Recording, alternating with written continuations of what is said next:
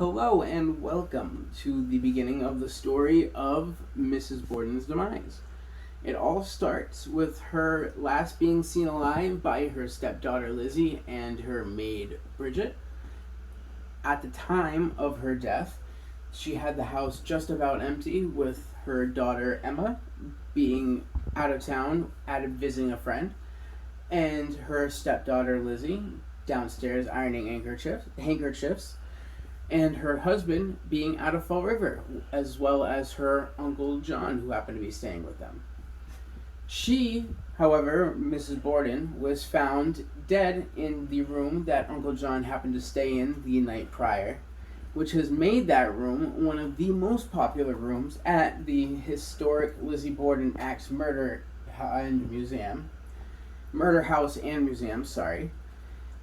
rightfully named the John Morse Room. She was then found with no signs of a struggle or any defensive wounds on her whatsoever, which I personally find a little suspicious. The evidence, however, was unclear. We don't know if she was standing in front of her attacker and she couldn't fight back, or if she was standing at all, or if she was kneeling at all. But we do know where the wounds were officially.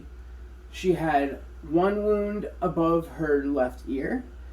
She had another one between her shoulder blades that was about 4 inches deep.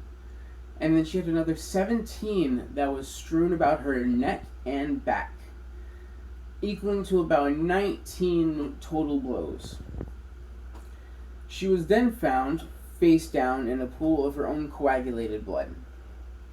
With the evidence of the blood and the stomach contents of both victims, you can tell that the female died at around 9:30 a.m., which is about an hour and a half, about an entire hour and a half prior to Mr. Borden's demise.